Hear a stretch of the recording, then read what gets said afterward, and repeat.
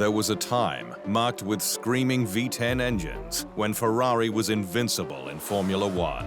The Prancing Horse, a Grand Prix juggernaut with the world's finest racing driver at the wheel.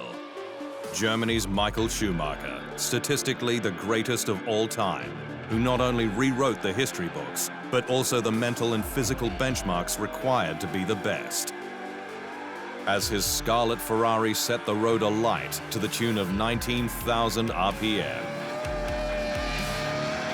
He was also given total support, not just from the Scuderia's star-studded management, technical team and suppliers, but also then teammates Felipe Massa, Rubens Barrichello and Eddie Irvine, who all played second fiddle at one time or another.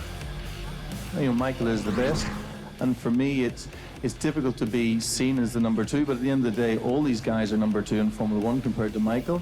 You know, Coulthard, Hakkinen, Villeneuve, they're all number twos because Michael is the number one driver in Formula One.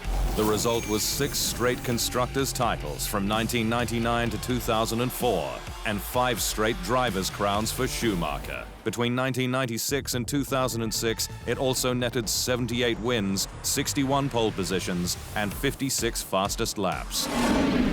In 2019, however, the Prancing Horse is an incredibly different beast, with Mattia Binotto its team principal and technical director, and relative equality between its two drivers, 4-time F1 world champion Sebastian Vettel and young gun Charles Leclerc. They haven't had such a situation since 11 years, when they last had Felipe against Kimi in the team. Since then, they've always had a number one and number two, and even before that, the last 10 years before that. So it's just once in 20 years they've had this situation.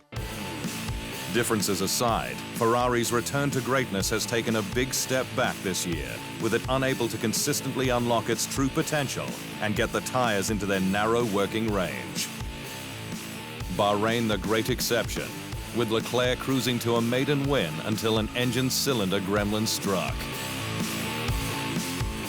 Bahrain is the highlight of the year for now. My pole position, then unfortunately in the race it hasn't end up like we wanted to, but overall I think it was a great weekend.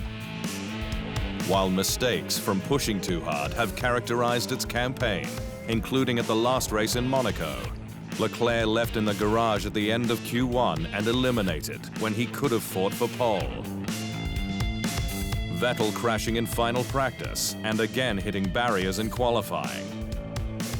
The washout is that Ferrari now lies 118 points behind leader Mercedes in the Constructors' standings, an almost impossible gap to close, with Red Bull on its tail, 29 points the difference, meaning it needs a solution to its technical issues and fast, not only to take the fight to Mercedes, but to protect against being passed for second in the standings.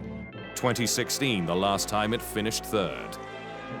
Bringing back former chief designer Simone Resta might be a good start, but it's one step at a time as Ferrari looks to recover from its latest disaster and again find a way back to the top.